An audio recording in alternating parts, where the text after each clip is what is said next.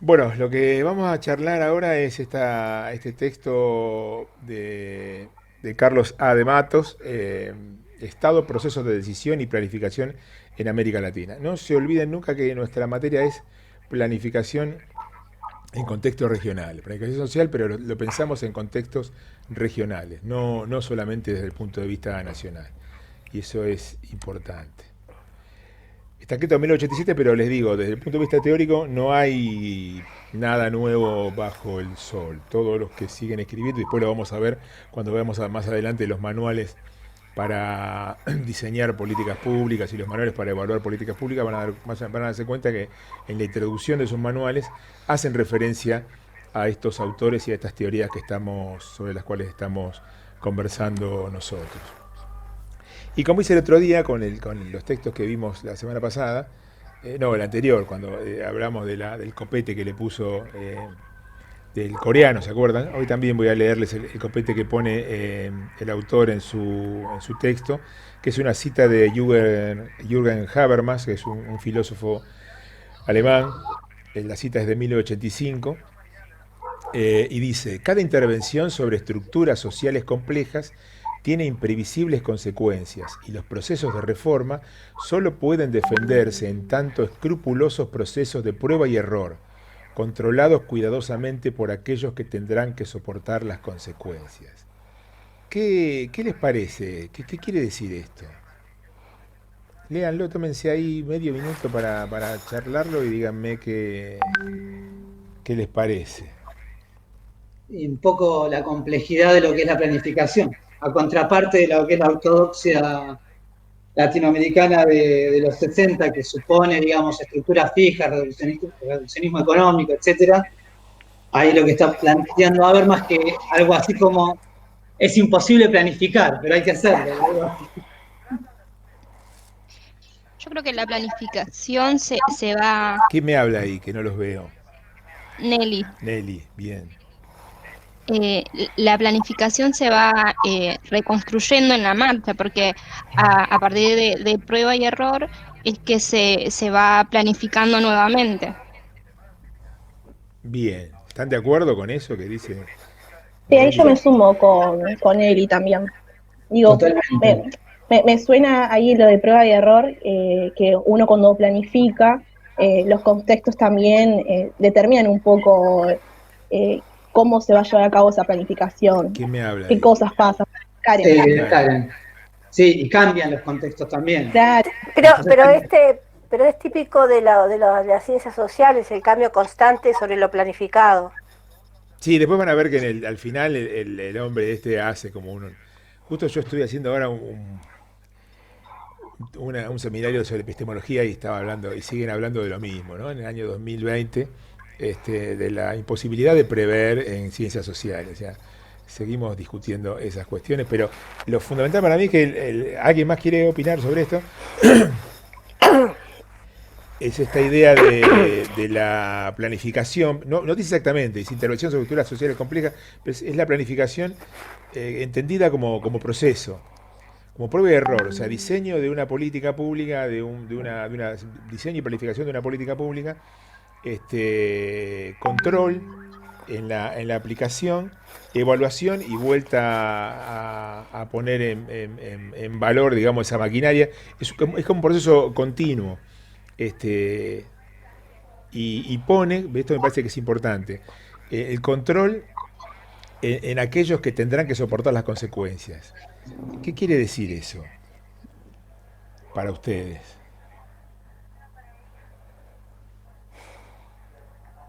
que nos vamos a tener que hacer cargo si la pifiamos. Pero ¿quién controla?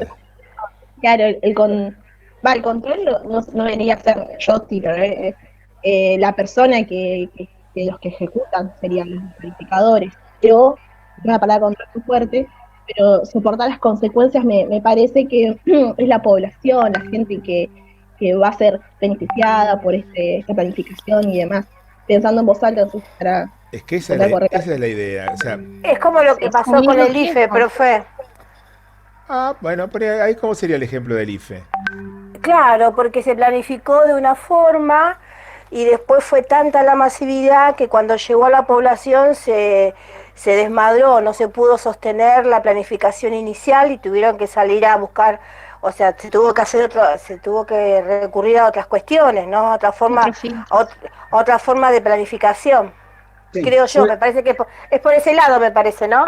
fue un caos para la gente y voló Banoli, las dos cosas. No solo fue un caos para la gente, fue un caos para el Estado también. Bueno, por eso. Es que ahí está, es una forma de control. Lo que controlan, los procesos controlados Siempre hay un control. por aquello que Hay una tendrá que cadena de soportar. controles, me parece a mí, ¿no? Pero más allá, el control social sería esto, o sea, es la población, es el objeto de la política pública lo que terminan controlando. Por ejemplo, por acción o omisión, lo del IFE es un ejemplo por omisión. ¿Por qué? Porque se planifica una determinada política que decían, bueno, serán 5 millones, pero usaron 0, 8, 10. O sea, había una realidad que estaba mal medida, faltaban datos. Ajá. Y eso implica el tema de prueba y error. Yo digo, bueno, tengo un presupuesto, vamos a dar un ingreso de emergencia y bueno, por los datos que tenemos son 5 millones. Bueno, eran 8. Es un error de cálculo interesante. Está bueno también la capacidad del Estado y del gobierno para reparar eso, pero y la otra es la cuestión de la que son los ciudadanos, los tipos, los humanitos, nosotros mismos, los que sufrimos las consecuencias de esa política, los que controlan y dicen que no. Porque después a veces se producen cada tanto situaciones de desobediencia civil. No fue una planificación, pero el 2001, el estado de sitio. Y supuestamente uno le tiene que hacer caso a la autoridad que dice usted no salga de su casa. Pero si hay una desproporción o es irracional el planteo de la política pública, y la gente se resiste y no funciona. O no se pagan los impuestos, o la gente no hace lo que el Estado o el gobierno dice que tienen que hacer. A eso se refiere el amigo Habermas, y sobre este eje es que desarrolla Carlos de Matos toda su teoría en principio de crítica a lo que él llama la planificación en América Latina y a lo que él llama la cosa esta, la ortodoxia planificadora latinoamericana. ¿Estamos bien hasta acá? Sí. Bien. Sí, Él hace como una pequeñísima raconto histórico de experiencias previas de planificación en América Latina. ¿Por qué? Él va a decir que arranca a partir del mediados de los 50, 60 para adelante, que es cuando como yo les habíamos dicho en los textos de la semana pasada, arrancan las experiencias de CEPAL, Previs y todo lo que es la teoría de la planificación en América Latina. Pero dice que hay experiencias previas de planificación, fundamentalmente basadas en la salida de como vimos la semana pasada, en la salida de la crisis del 30, y nombra a la Argentina de Perón entre el 46 y el 55, Brasil de Kubitschek, ahí me olvidé, pero en realidad asume el 62, y después es depuesto por hay otro presidente que después es depuesto en el 64 son depuestos por una revolución, un golpe militar. Me faltó poner ahí, ahora me estoy fijando. Después hay una experiencia en Costa Rica, el Partido de la Liberación Nacional entre 53 y 57. Y lo que plantea que justamente la ortodoxia latinoamericana, no le hice esta cosa de los cosos porque no llegué a tiempo. La ortodoxia latinoamericana, vida que yo siempre te voy poniendo pasito por pasito, pero acá no me dio. Le puse otros colores, como habrán visto. El azul y amarillo no se da bien, por eso usé esto. No se ve. Ortodoxia latinoamericana de planificación. Y él plantea que el comienzo es justamente con lo que vimos la semana pasada. ¿Se acuerdan esta experiencia de la reunión de Punta del Este en el 61, con el discurso del Che Guevara y esta decisión política de Estados Unidos, de Kennedy en particular, de establecer una política de desarrollo y créditos de desarrollo para América Latina como una manera de parar la diseminación de la revolución cubana por el cono sur. Acá es muy importante la tarea en el sentido hay dos tareas. Una, la tarea del amigo Rockefeller, de la Comisión Trilateral, la Trilateral Commission, depende de quién lo nombre, y una decisión de Rockefeller de fomentar en estos años, sobre todo a finales de los 60, el cristianismo pentecostal, como una manera de hacerle frente a la opción por los pobres de la Iglesia Católica del Concilio Vaticano II. Es interesante esto, hay que tenerlo en cuenta, porque forman parte de estos condicionamientos que nos llegan hasta nuestra época, hasta nuestros días. No es menor la influencia que tienen las iglesias pentecostales, la influencia política que tienen las iglesias pentecostales. No tanto en Argentina, pero en Brasil casi que son gobierno. O sea que, y eso fue una decisión política de, básicamente de Rockefeller y del gobierno republicano de Estados Unidos en ese momento. Que dijeron, bueno, la iglesia católica está yendo por otro lado, hay que hacerle frente a partir de la religión, pero con iglesias que podamos controlar. Bueno, volvemos al tema de la... Discúlpenme, pero bueno, así soy yo. Voy y vengo todo el tiempo sobre las cuestiones. Ortodoxia latinoamericana, planificación, la Alianza para el Progreso. Aparece ahí los primeros, lo que el autor va a desglosar como las características como una imposición de la hora. Hace falta planificar. ¿Para qué? Para planificar el desarrollo. Y toda esa teoría legitima la planificación y al oficio de planificar.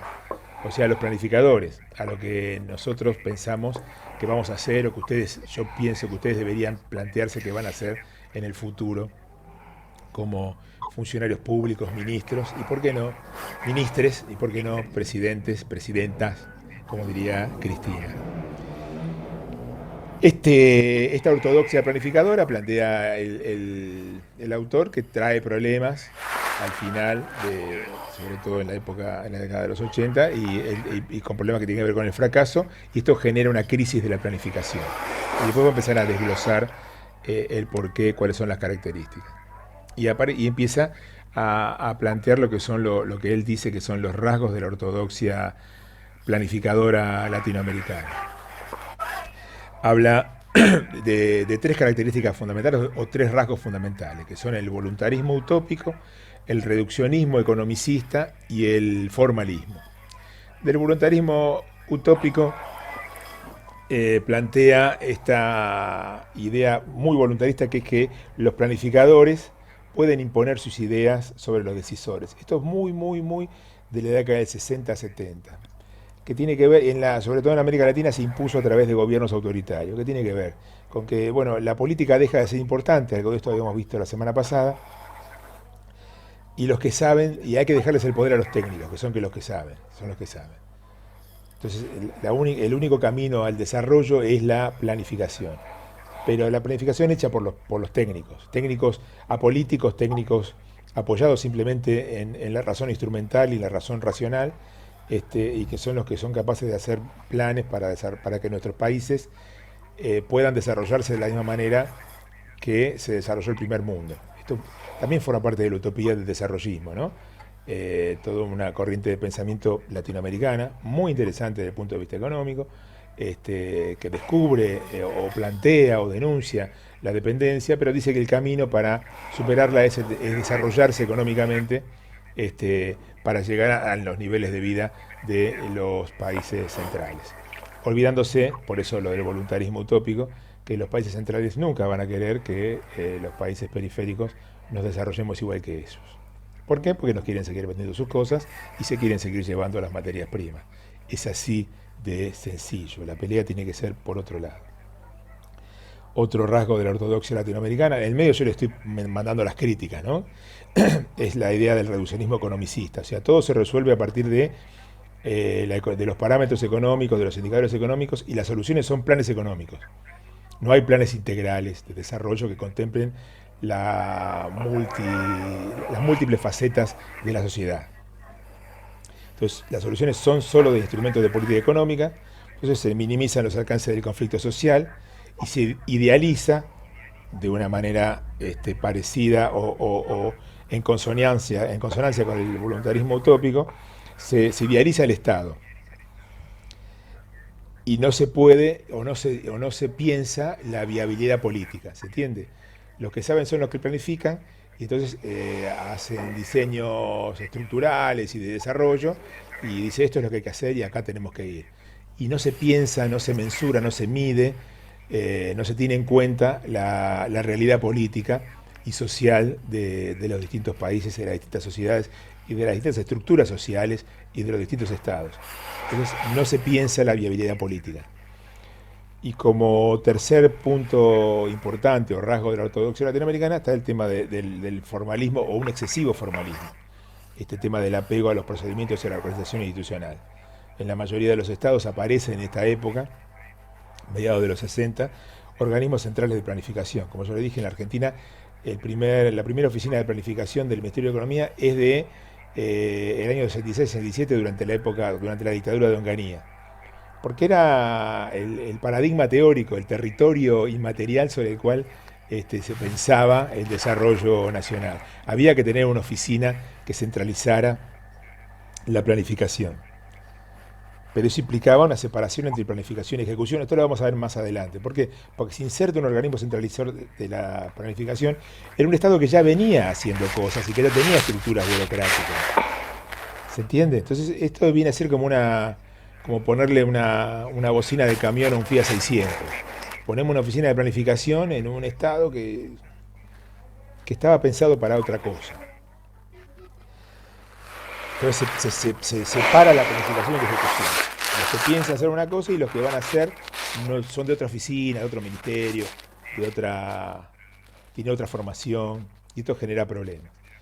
Los planes son totalmente elaborados ex ante, o sea, se elaboran a partir de determinados datos y está todo terminado el modelo, y si esto va a ser así, va a funcionar de esta manera. No hay una evaluación ex post, todo es ex ante. Suponiendo plena autonomía nacional y plena autonomía interna, cosa que no se da de ninguna manera. Los países están insertos, como mismo Ferrer lo dijo la semana pasada, cuando charlaba con nosotros,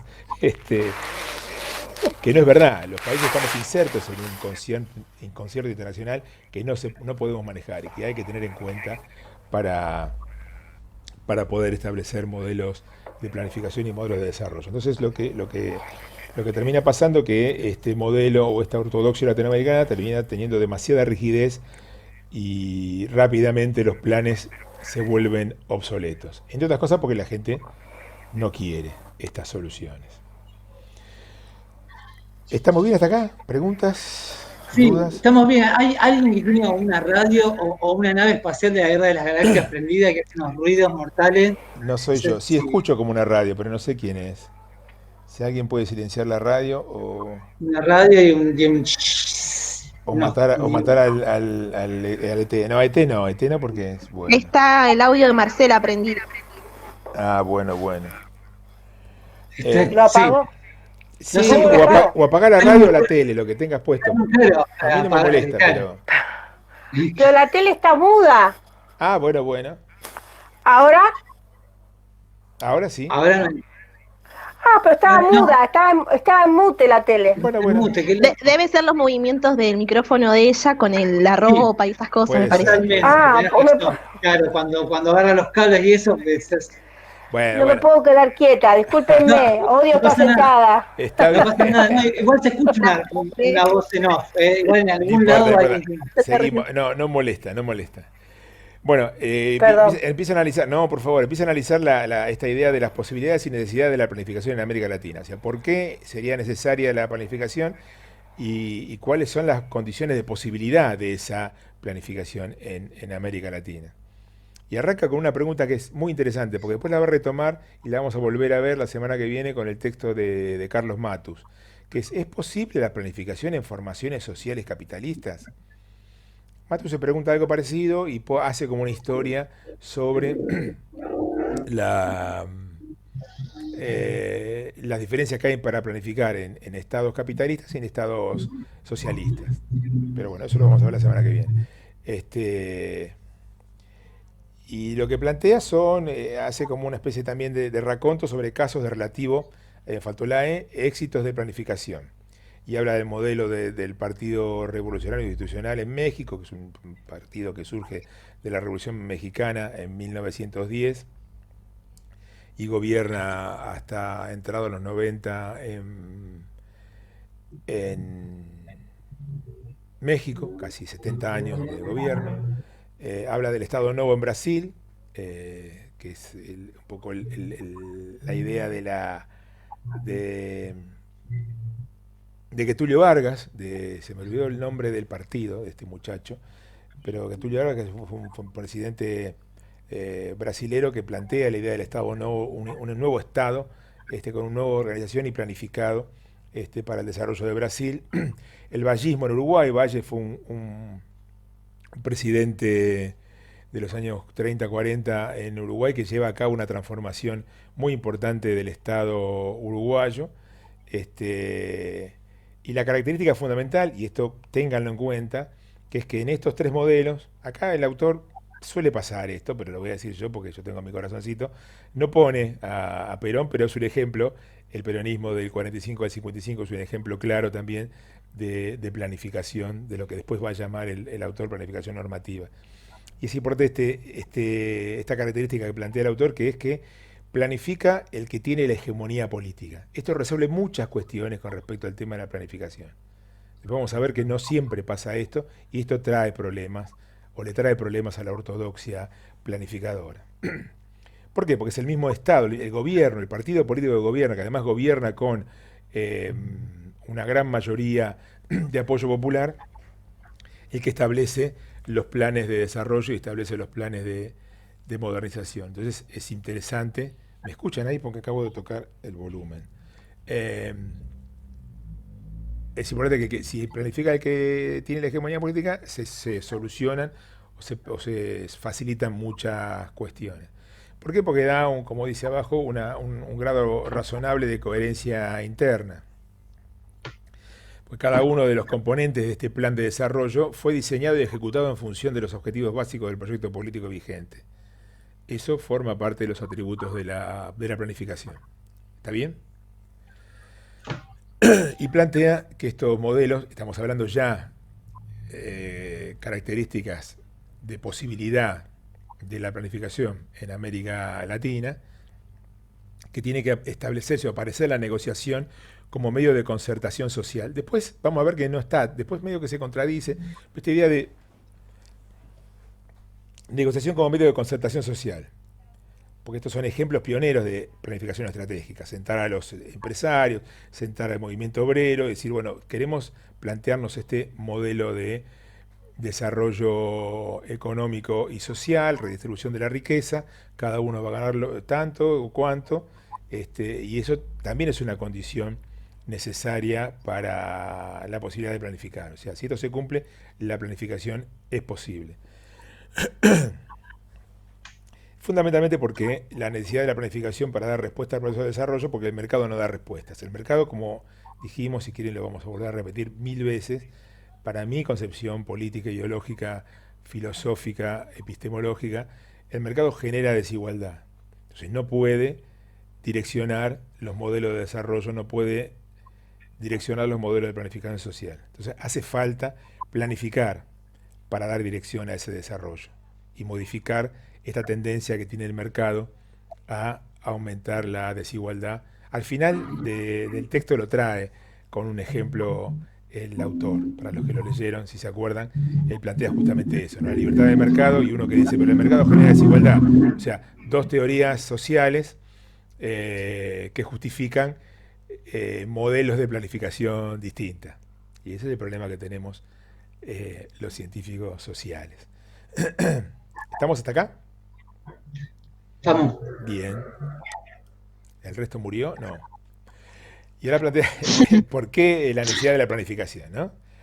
Y acá va a tirar también 3 o 4 ítems que son bastante interesantes. Uno es la complejidad de los sistemas racionales, o sea, el infantilismo y el voluntarismo, decir, bueno, los sistemas se pueden... No, los sistemas son complejos. Y los sistemas nacionales se van complejizando a medida que avanza el desarrollo técnico, tecnológico, financiero, económico del mundo mundial, si me permiten la barbaridad semántica. ¿Por qué? Porque la producción se diversifica y las estructuras se hacen más complejas, y es un desafío para la administración pública atender esa diversidad de demandas y esa complejidad estructural que va ganando las distintas estamentos de la sociedad. Entonces, implica un problema que genera la necesidad práctica de planificar. No se puede gobernar sin planificar porque el sistema que se gobierna es muy complejo. Y el Estado mismo se va complejizando, lo que yo les decía al principio. Un Estado que era chiquito en el 1900, que tenía 3 o 4 cosas, ahora el Estado se dedica a un millón de cosas. y tiene cada vez mayores responsabilidades y los objetivos de cada una de esas áreas del Estado que generan esas responsabilidades son distintas. Ejemplo, el Ministerio de Economía tiene que hacer que la plata alcance para todos y el Ministerio de Desarrollo Social quiere que la plata le alcance para darle de comer a todo el mundo, pero eso implica que le tiene que sacar, ¿se entiende? Es un problema de objetivos. No hay generalmente para todos y hay que plantearse una planificación estratégica para saber qué objetivos se van a llevar a cabo primero y cuáles segundo. Y eso genera también una lucha hacia el interior del Estado, pero sobre eso nos vamos a meter más adelante. Y la planificación aparece como una solución a esa heterogeneidad dentro del Estado y esa heterogeneidad dentro de las estructuras nacionales, desde el punto de vista económico y social. Y el autor hace menciona una cuestión bastante interesante que es la idea de la dispersión del poder. A diferencia por ahí de estos modelos que dijimos recién, ¿no? De Perón, Kubitschek, Getulio Vargas, el PRI en México, el vallismo en Uruguay. Hoy las sociedades del mundo, de latinoamericanas, se establece una especie de dispersión del poder muy importante y se expresa en conflicto social. Entonces la planificación también puede ser entendida como control. Esto suena, uno se acomoda y dice control.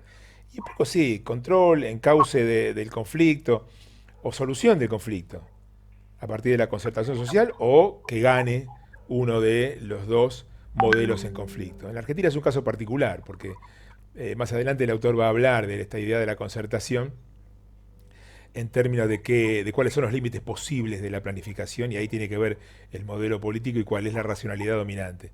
Pero en el caso de Argentina, a mi juicio, el problema grave que tiene es que lo que está en pugna hace bastante tiempo son dos modelos de desarrollo absolutamente antagónicos y por eso son muy difíciles de compatibilizar. Hay uno que le puede dar bienestar, a mi juicio, me pueden criticar y pueden no estar de acuerdo, a la mayoría de la población en detrimento de una minoría que no va a ir a la ruina, pero va a ver disminuidas sus ganancias. Y hay otro que va a aumentar esas ganancias de esa minoría en detrimento de las mayorías. Y no estaría siendo posible en los últimos años congeniar o conciliar esos dos modelos. Y eso se hizo bastante evidente a partir de la irrupción, de la ruptura, digamos, del modelo neoliberal en el 2001 y la aparición de los gobiernos populares a partir del 2001 hasta el 2015, en general en la región, no voy a hablar solamente de Argentina, y esta restauración neoliberal o del neoliberalismo tardío y esto que estamos viviendo ahora. Y eso es un problema para encarar la planificación en la Argentina y yo creo que en la región en general.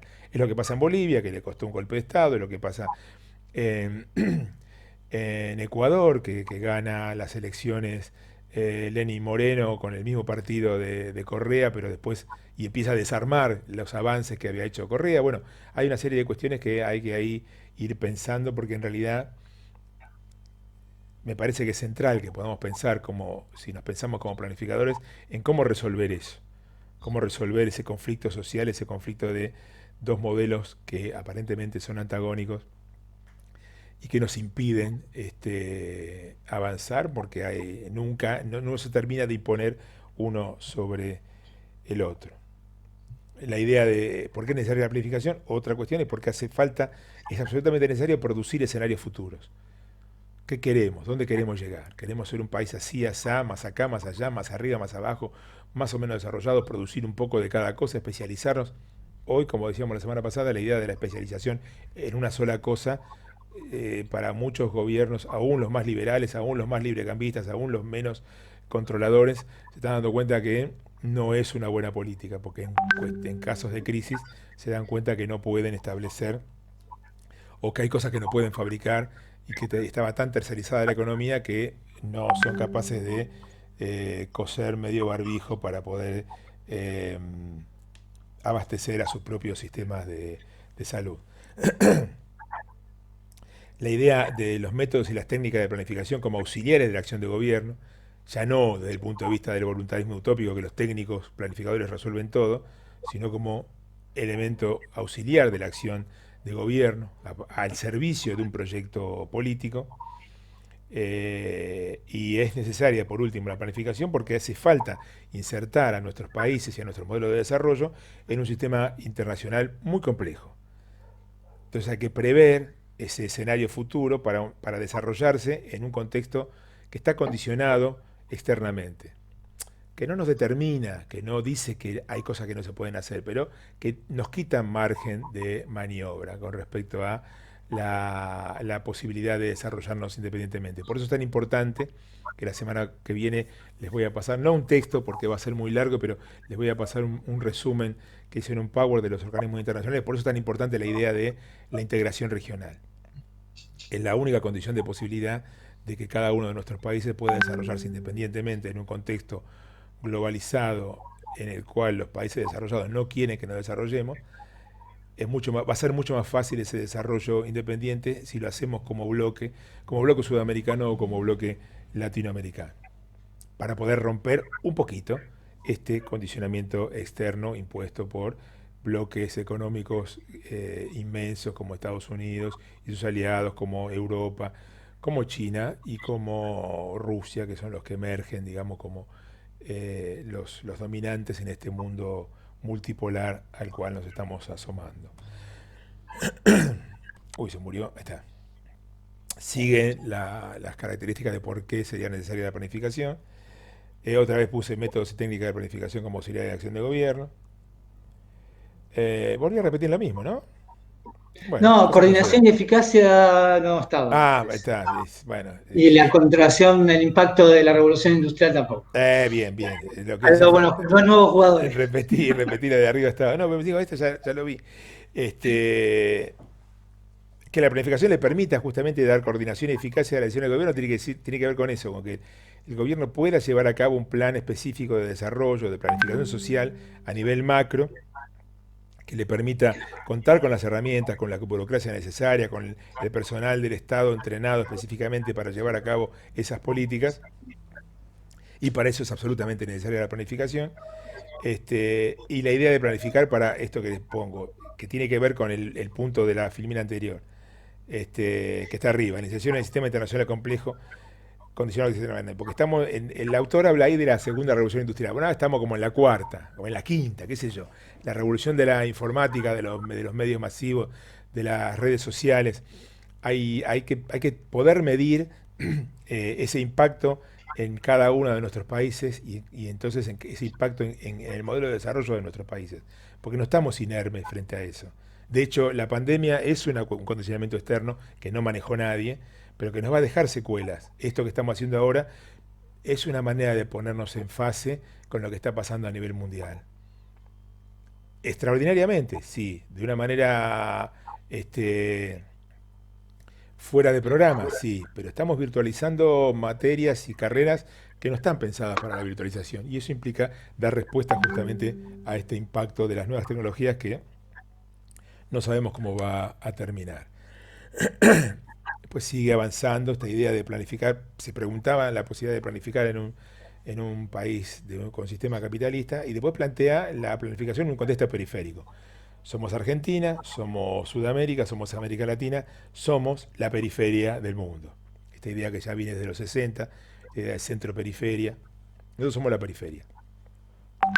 Y dentro de esa periferia nos planteamos las condiciones de posibilidad y la necesidad de planificar en ese contexto periférico. Vamos hasta acá bien. Tomamos un poco de agua. ¿Siguen ahí? Sí, Bueno. sí. No sé que se silenciaron casi. Sí, Bueno, sí. listo. Me quedo tranquilo. Y acá empieza a establecerse algunas cuestiones que son importantes, que ya viene como a pergeniar cuáles son los elementos nuevos que nos van a sacar de la planificación normativa, que es esta ortodoxia latinoamericana, y nos va a plantear un proceso de planificación nueva, que va a ser más estratégica y más situacional. Porque lo que plantea que el proceso de planificación tiene que tener en cuenta los límites de lo posible. Esto suena, para los que tenemos algún pensamiento, si quieren, más revolucionario, suena conformista, entreguista, negociador, burócrata, gordo de la CGT y qué sé yo. Pero tampoco tenemos que comer vidrio como planificadores. ¿Por qué? Porque los límites de la planificación no son solo negocios, tienen que ver con los intereses y las demandas de los actores sociales. Y dentro de los actores sociales están los partidos políticos, están los movimientos sociales, y está la gente común y silvestre. Nosotros queremos hacer la revolución. Pero por ahí, esos seres humanos, volvemos a Habermas, que son los que van a ser el objeto y los que van a sufrir la política pública, no tienen ganas de hacer una revolución ni la reforma agraria. Lo que quieren es tener un trabajo que les permita vivir dignamente, que les permita tener sus vacaciones, comerse el asado los domingos y ver el partido por tele o en la cancha, en la Bombonera, si les pinta. Y cada tanto, si Dios quiere, nos debe una, podría ver al Indio, por lo menos en su último recital, que espero que sea así y no se haya despedido en Olavarría. Con eso sos presidente. ¿Cómo? Si podés. Con eso sos presidente. Pero se entiende a dónde voy, ¿no? Porque esto suena como los límites de lo posible. Sí, los límites de lo posible. A veces, Sí, no está buena la frase, no me gusta, quizás le encontraría otra vuelta, porque no se puede renunciar al utópico tampoco. no, claramente. Pero bueno, Pero sí es cierto lo que decís. el autor habla de los límites de lo posible, pero después explica esto. Lo que pasa es que leído así decir, es posibilismo, entonces guardemos la utopía para otro. Pero no, él no plantea la utopía. Pero bueno, estamos planificando, después veremos. Una cosa es planificar No, con el Che está Guevara bueno en el sentido. y otra cosa es planificar con Trump. Son cosas distintas. No, seguro. Igual también puede no necesariamente ser planteado en las cuestiones de si es posible o no es posible derrotar al mercado. Simplemente, si yo tengo que construir con un colectivo, obviamente que no puedo ser un utópico sesgado, y como vos decís, si tengo un sector social que lo que está demandando es X cosa, tampoco me puedo andar ahí haciendo el súper dogmatizante y convencerlos de algo de lo que yo solo estoy convencido. Porque después lo va a decir, digamos, plantea cuando el objetivo de la planificación supera lo que es la racionalidad dominante, se vuelve para atrás. No hay forma, porque no está preparada la sociedad para eso. Si lo quieren ver desde un punto de vista marxista, sí, ese es el papel del partido de vanguardia. Si lo ven desde el punto de vista del marxismo gramsciano, ese es el papel del intelectual orgánico. Pero eso también tiene un límite, porque por ahí la gente no quiere. Yo estoy de acuerdo con que el problema es el mercado y el problema es el capitalismo. Ahora, plantearme en este momento romper con el capitalismo en el medio de la pandemia, con la crisis económica de la Argentina, pongo un ejemplo de lo que nos está pasando, es imposible. Hoy, lo cual no quiere decir que no sea una cuestión a futuro, pero por ahora tenemos que ver qué es lo que cómo nos limita la realidad. Porque acá abajo dice justamente, la viabilidad efectiva de mi política pública, de mi planificación, va a estar dada por la racionalidad dominante en la sociedad. Y esa racionalidad dominante tiene un límite. La racionalidad dominante de los 70 en la Argentina era revolucionaria. Nadie pensaba en la democracia, ni en los votos, ni en los partidos políticos. El horizonte era, en toda América Latina y en el mundo, la revolución. Las guerras de descolonización en África, Vietnam ganándole, el viejo Ho Chi Minh y el general Giap ganándole a los Estados Unidos, la guerra de liberación, la revolución cubana, los curas del tercer mundo. Lo que se discutía era la revolución, no era otra cosa. Eso es una racionalidad dominante. En los 80, bueno, era la racionalidad dominante, bueno, con la democracia supuestamente se come, se cura, se educa. Tampoco pasó demasiado de eso. Porque también hay un problema que tiene que ver con los límites del sistema, lo que hablábamos recién. Somos una sociedad capitalista, entonces estamos limitados por los rasgos dominantes de la formación capitalista, la propiedad privada.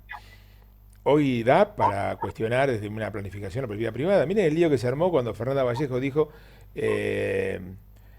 si el Estado le está prestando plata a las grandes empresas, dijo grandes empresas. Lo que pasa es que después los troles dijeron, le quieren sacar el kiosco.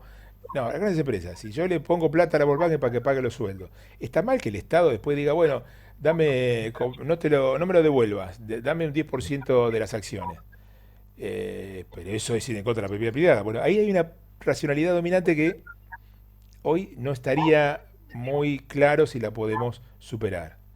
El tema del mercado y la idea de la maximización de la ganancia. Los anti-cuarentena, queremos trabajar, queremos... Y el presidente dice claramente el otro día, sí, pero se abre todo. Pero la gente no saldría a comprar, con lo cual no arreglamos la crisis económica con que se abra todo. Al revés, habría más infectados y tendríamos más problemas. Pero la racionalidad dominante dice, pero yo tengo que trabajar, lo cual es cierto. Hay sectores sociales que si no salen a, como decíamos con un amigo brasileño el otro día, que si no salen a matar al león todos los días, no comen. Entonces, ese es un problema que tiene que atender el gobierno porque es un problema de supervivencia real. Los sectores sociales que están en los márgenes de la sociedad, que tienen la lógica. Hay un texto de Denis Merkel, no sé si se los dije, si no se los recomiendo. No lo doy antes lo daba, pero algún día lo voy a dar. Que plantea esto, ¿no? Que hay dos lógicas, la lógica del agricultor y la lógica del cazador. El agricultor puede planificar porque tiene el grano, lo puede guardar, entonces tiene una relación con la vida y con la naturaleza más estable. El cazador tiene que salir todos los días a cazar algo porque si no, no come. Los sectores que tenemos trabajo estable y cobramos todos los meses, tenemos una relación con el Estado, salud pública, y una seguridad social, jubilación, y los sectores que están en los márgenes, que tienen la lógica del cazador, tienen que salir todos los días a ganarse la changa, a pintar una pared, a hacer una changa de albañil o a chorearse un celular. De eso depende su supervivencia de todos los días. Entonces la lógica del cazador no es lo mismo que la lógica de la agricultura. La lógica del agricultor, el agricultor puede planificar, se puede ir de vacaciones.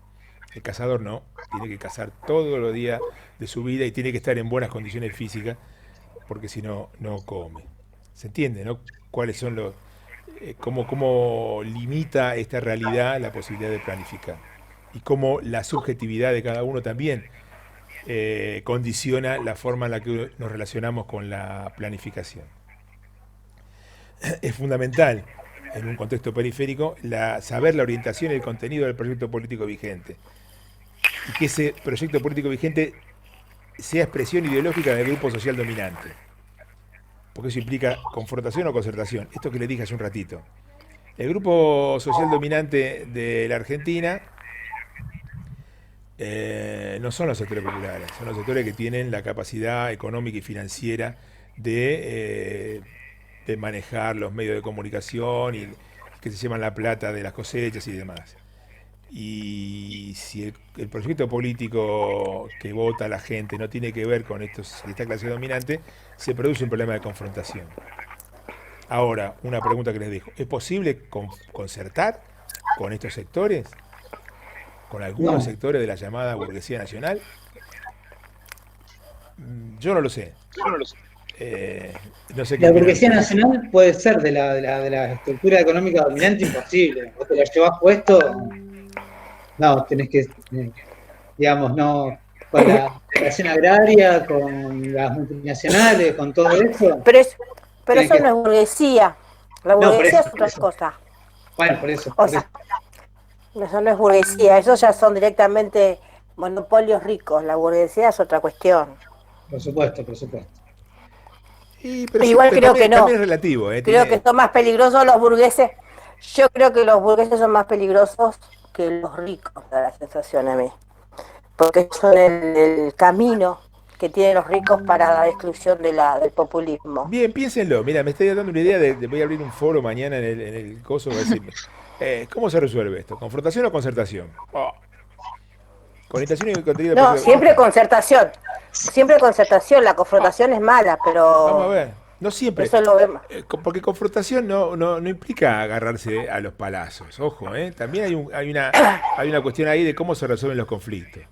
Los 70 probamos a los tiros y nos fue mal, digamos. Me parece que la idea de la política como arena en la cual se resuelven los conflictos sociales no está mal. ¿Se entiende? En la medida que el otro sea un adversario y no un enemigo, porque el enemigo lo tengo que destruir. Con el adversario confronto y puedo concertar.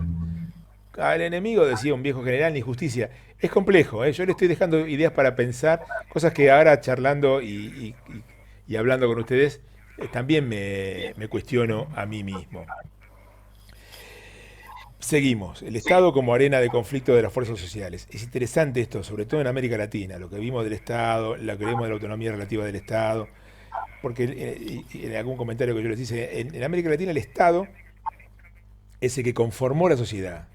La burguesía industrial, la burguesía comerciante, es construida por el Estado, a diferencia de las sociedades tradicionales europeas o hasta mismo en Estados Unidos. En América Latina es el Estado que construye a la burguesía. Y esa burguesía terrateniente o esa burguesía industrial es hija del Estado y es hija de las prebendas que le brinda el Estado. Entonces hay una relación ahí muy fuerte, y el Estado suele estar al servicio de los grupos dominantes. ¿Sí? Y eso se confronta a esta idea de la utopía de transformar socialmente un país vía la planificación. ¿Se entiende dónde está el conflicto, no? Que lo plantea claramente el texto. Después acá plantea una cosa interesante que es el rol de la burocracia, porque estamos hablando del Estado es la arena del conflicto, pero el Estado también está conformado por una serie de señores que son la burocracia, señores y señoras, seamos inclusivos, ¿cómo sería? De burócrates del Estado, que según el amigo Oslak, yo creo que algunos textos ustedes usaron de Oslak. Lo estoy viendo justo en este momento en políticas públicas. Esta idea de cómo se establecen las agendas para las políticas públicas y demás. Y tiene un texto muy interesante sobre el Estado burocrático autoritario. Bien plantea una idea de la burocracia y dice que tiene tres roles, digamos. Un rol sectorial, en el cual la burocracia tiene una entidad propia y defiende sus intereses como cuerpo social frente al Estado. Se sindicaliza, protesta, somos nosotros, denos capacitación, denos categoría, denos carrera, respétennos. ¿Se entiende? Hay como una idea ahí de hasta, no de clase social, pero sí de un sector social determinado. Rol mediador, en el cual media entre estas políticas establecidas por el Estado, porque son las que la ejecutan, y en general accionan en beneficio de los intereses de la clase, de los sectores dominantes. Y el rol infraestructural, que sería su rol específico, que es poner sus conocimientos y los procedimientos de la burocracia estatal, es decir, viene un expediente, lo sello, lo firmo y lo paso a la otra oficina para que siga su curso y al final eso se transforme en una política pública para cumplir justamente el rol del Estado en sus distintos estamentos. O sea, la burocracia tiene ahí tres roles en una sola cosa. O sea, la burocracia no es una entidad homogénea y monolítica. Tiene ahí una serie de cuestiones que hay que tenerlas en cuenta porque es la herramienta con la cual nosotros vamos a contar para planificar y condiciona a la planificación. Entre otras cosas porque cuando ustedes se hagan cargo de algún ministerio, de alguna secretaría y o de la presidencia, los empleados del Estado están ahí. Ustedes se van a sentar en un escritorio y van a levantar, van a apretar. Bueno, antes era un botón, cuando yo empecé a laburar, que se llamaba Corono, etc. Y le van a tener que decir a un fulano, una fulana que le traiga un café y no saben quién es, no saben si se lo escupió, no saben nada. Le van a llevar un café y ustedes van a tener que confiar en que no le hicieron nada de café. ¿Se entiende? O sea, primero se lo tienen que traer y segundo, ver qué le trajeron. Entonces, hay un problema ahí. ¿Se entiende? Profe, tengo una consulta. Sí. El rol de mediador, cuando habla de beneficios a intereses dominantes. ¿Esto quiere decir que el burócrata siempre va a accionar en relación a esos intereses? No. Porque me parece que el burócrata depende el modelo de desarrollo de que esté vigente, el gobierno actual ocupa diferentes roles. Como mediador, digo, no siempre interesa. No siempre, ahí tenés razón. Sí, yo creo que me parece que hace como una síntesis demasiado, no diría grosera, pero demasiada sintética, digamos, del pensamiento de Oslak y le plantea, es cierto eso, no siempre, pero en general... Pero Oslak en varios textos plantea eso, de que en realidad el interés del burócrata como un actor fundamental. Disculpe el ruido, también está bien. Con el andador. Está bien. Se ríe mucho. El rol del burócrata como en la ejecución de la política pública, digo, porque es el que tiene mayor conocimiento de la política, está constantemente en contacto con la población y demás, ¿no? Me parece como eso varía según la efectividad de este burócrata. Claro, sí, no, igual sí, te escucho.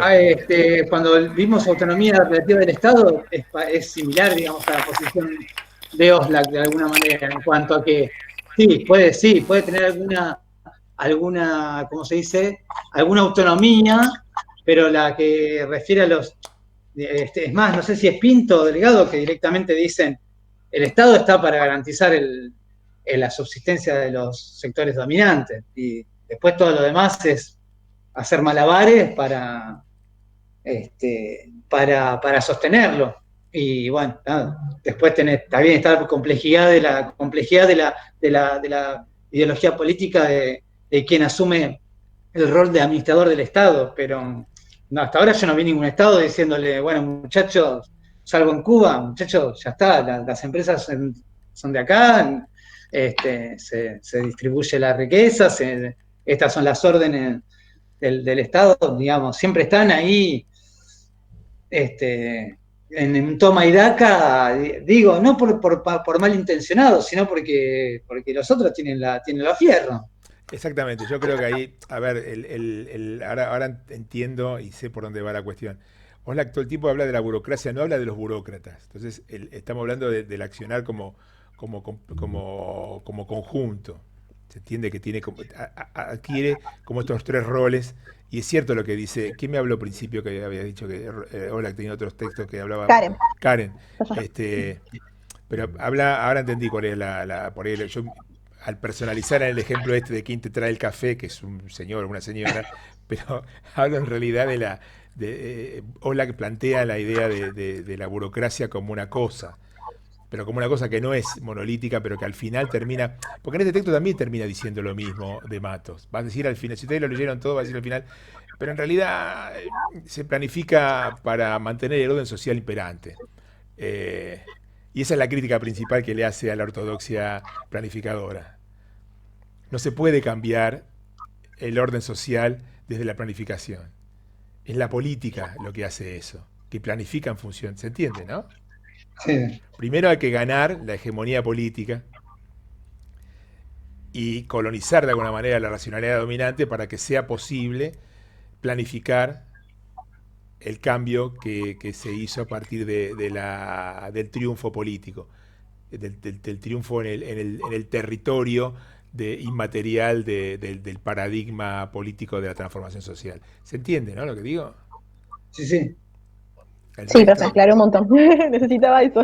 No, pero es interesante. A mí una de las cosas que más me gusta de este laburo, si estuviéramos juntos sería mucho más lindo, es justamente estas cuestiones, porque me parece que empiezan a mostrar la complejidad de esto, que no es, por eso les decía al principio, esta idea de que nosotros venimos a conjugar cosas que ustedes vieron en planificación social, que vieron en planificación estratégica, porque me parece, humildemente, que lo que intentamos con esta materia es darle esta visión macro que de alguna manera, desde el punto de vista de la política, no desde la ideología, pero sí desde el mundo de las ideas, de la posibilidad de definir un territorio inmaterial que defina el paradigma a partir del cual nosotros vamos a planificar,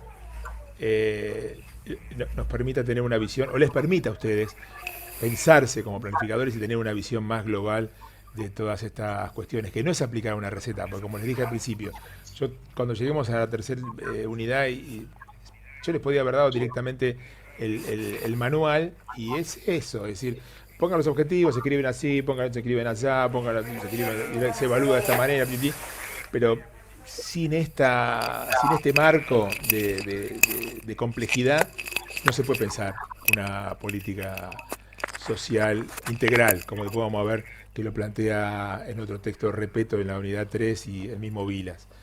Que tenga en cuenta esta multidimensionalidad que ya empieza a plantear este autor en este texto. Bien, ¿alguna otra cuestión? ¿Podemos seguir? Sí, señor. Bueno, entonces ahí concluye en esta parte que la idea de la racionalidad dominante, la ideología de los grupos hegemónicos y la planificación siempre tiende a cumplir este papel reproductor conservador. Acá estaba lo que yo le acabo de decir, no lo estaba, le juro que no lo estaba leyendo. Sea en el ámbito de formaciones sociales capitalistas o socialistas, tales como las hasta ahora conocidas. Por encima, los condicionantes externos, que también tienen una racionalidad dominante y un grupo social hegemónico. ¿Se entiende, no? O sea, de los tres elementos, la racionalidad dominante y la ideología de los grupos económicos, dice que tienden a este rol reproductor de, de las formaciones sociales preexistentes. Y lo plantea como una idea también, aún en los movimientos, en los sistemas socialistas. Y encima de todo eso están los condicionamientos externos, en el cual también hay una racionalidad dominante. En el caso del mundo global de hoy son el mundo de las finanzas y el mundo de los grandes negocios y esto que digo, la diferenciación entre mundo central y periférico, mundo industrializado y mundo productor de materias primas en el cual está la Argentina, Sudamérica y Latinoamérica en general, que también tiene un grupo social hegemónico, que en general son, por ejemplo, en el caso de Estados Unidos, el sector financiero y el complejo militar industrial, que son en realidad los que manejan la política externa e interna de Estados Unidos. ¿Por qué? Porque Estados Unidos lo que produce básicamente son insumos para la guerra. Y para que haya venta de insumos para la guerra, ¿qué tiene que haber? Guerras. Guerra. Porque si yo fabrico bombas y nadie las explota, no, se me acaba el negocio. Eso es una manera de entender la política externa de los Estados Unidos. No son extenderme el mundo porque les guste. Además les gusta, me parece, esta idea de que van a salvar el mundo y qué sé yo. Pero en realidad generan conflictos porque... No se pueden salvar ni ellos. ¿Cómo van a salvar el mundo? Porque lo que venden son armas. Entonces, para que haya Claro. fábrica de armas, tiene que haber gente que explote y que tire tiros. Es así de sencilla la cuestión. Y eso Obvio. implica una determinada manera y de racionalidad dominante que implica un modo de planificación de la política en los países centrales, que es distinto al de los nuestros. Alemania también fabrica armas y son buenos en general, dicen que no se meten en la política externa, no suelen mandar ni bombardear como hace Francia o Inglaterra a los países árabes, pero le venden arma a todo el mundo, de eso no se bajan. O sea, hay ahí una racionalidad también dominante que lo que hace es preservar el modelo dominante a nivel global. Bueno, y después va terminando hablando de cuáles son las condiciones de éxito para un proceso de planificación. Que haya un proyecto político que planifica dentro del límite de lo posible, esto ya lo dijimos, pero ahora lo vuelve a reafirmar, es como que vuelve a retomar. Los textos académicos suelen ser así. Se repiten 3 veces, hacerse al principio como una especie de introducción en la cual se cuenta todo lo que se va a decir. En el medio se desarrolla lo mismo, pero más largo, y al final se termina diciendo lo mismo, pero más cortito. Es así el mundo de las ideas y de la gente que escribe o de los que escribimos papers para las revistas científicas. Pero sirve para fijar las ideas. Como verán, soy bastante crítico del sistema académico en general.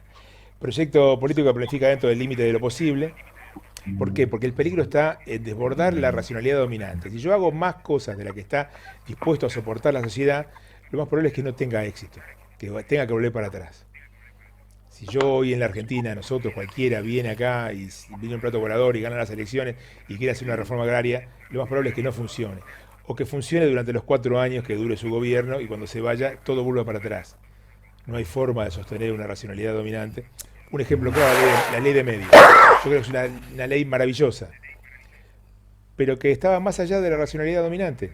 Privó la idea de la propiedad privada y de que amordazan la hegemonía. Exactamente, que se rompe, se amordazan las 1000 voces y bla, bla, bla, bla. Y se terminó el gobierno de Cristina y se terminó la ley de medios. No, nadie se acuerda de eso. Y supuestamente el mismo partido volvió a ganar. Bueno, ahí tenemos algo, una legislación que fue más allá de lo que permitía la racionalidad dominante. Mientras estuvo el gobierno que hizo y se votó en las 2 cámaras, pero hubo algo en la racionalidad dominante de la sociedad, del hecho social real, que hizo que eso no se cumpliera.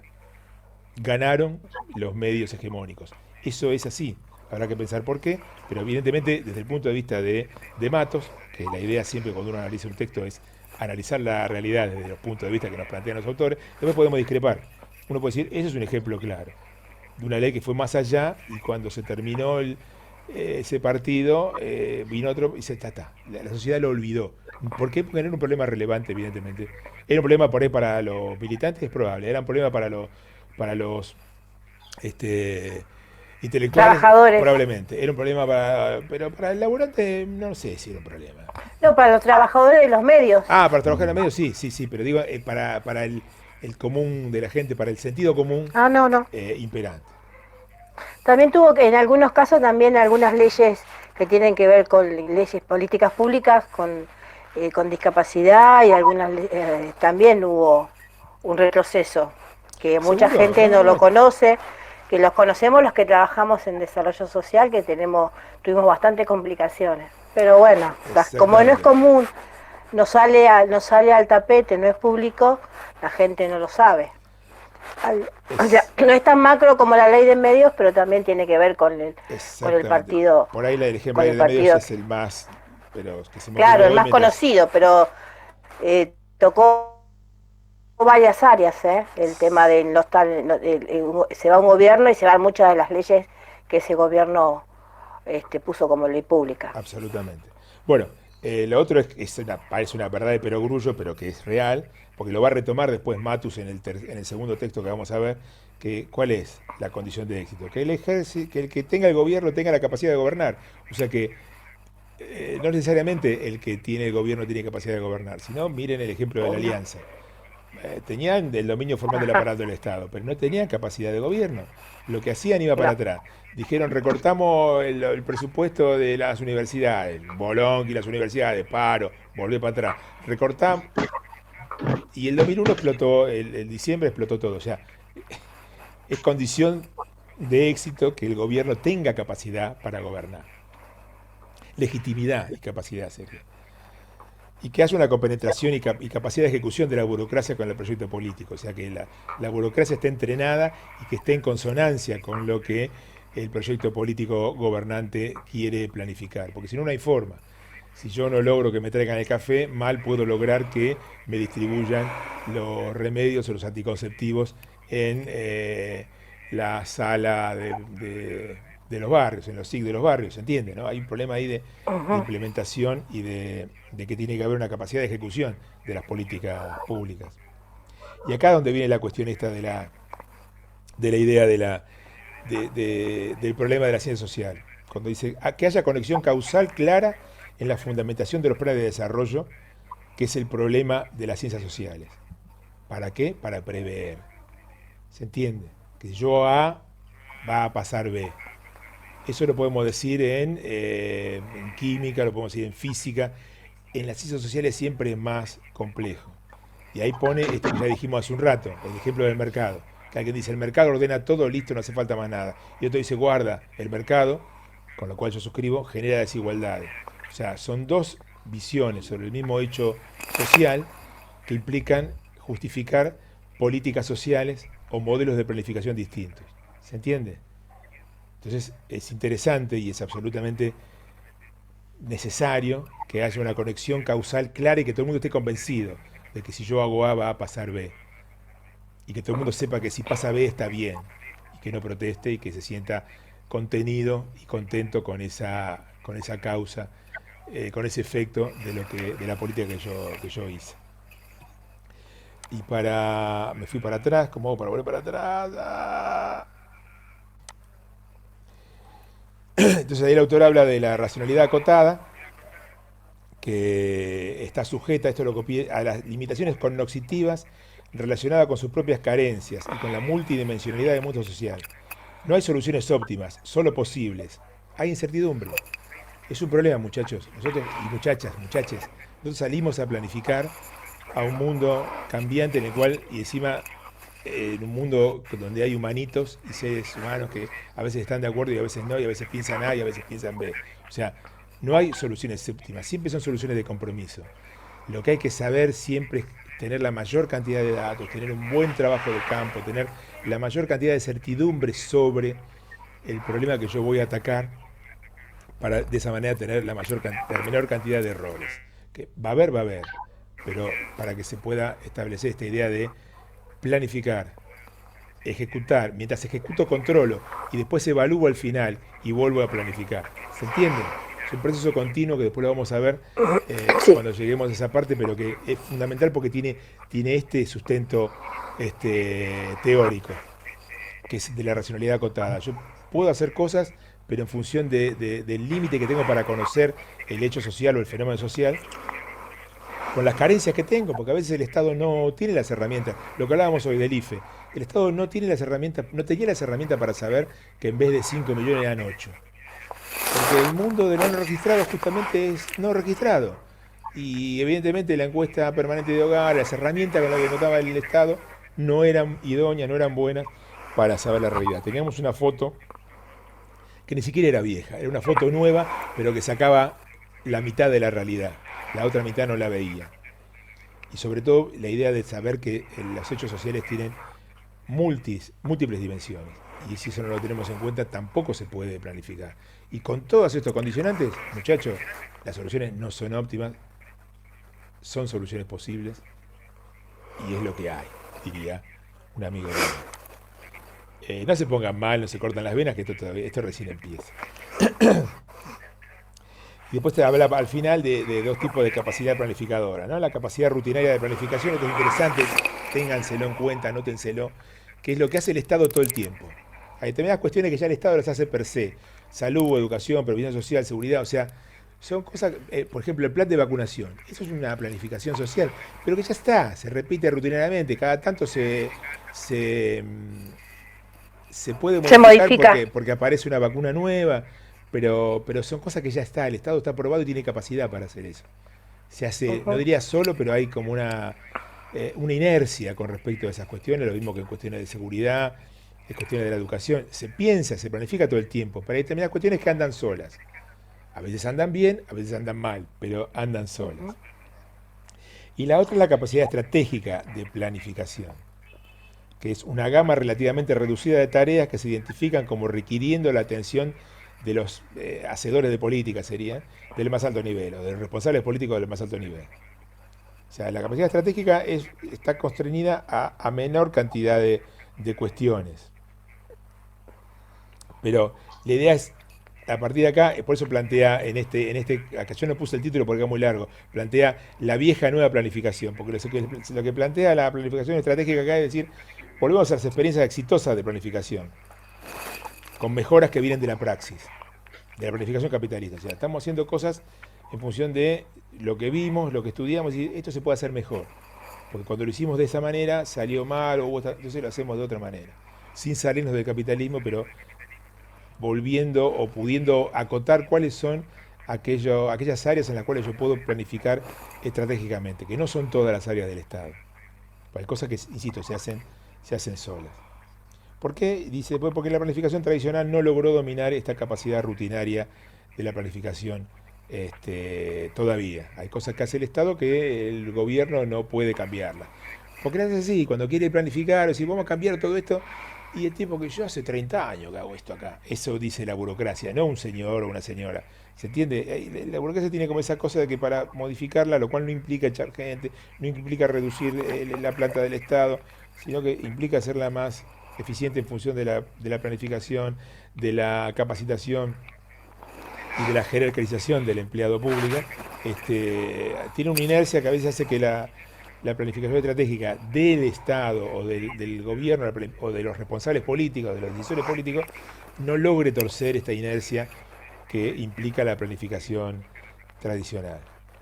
Por eso es importantísimo la idea de seleccionar y priorizar los problemas en función de ese gran proyecto nacional, o sea, de las metas nacionales.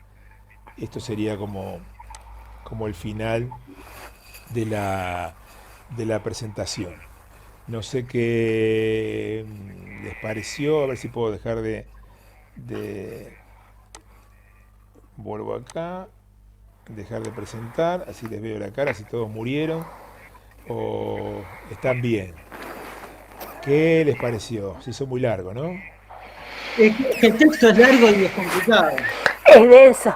Pero les sirvió más o menos esto que dijimos. Los escucho, sí, me gustaría escucharlos un poquito. Sí. Porque ya no puedo hablar más. No tengo más nada en el cerebro.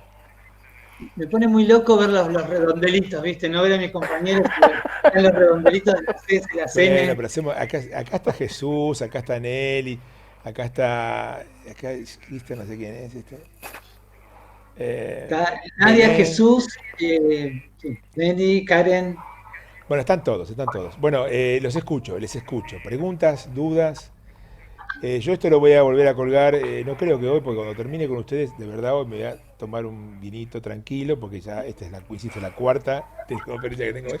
Pero mañana seguro que sí.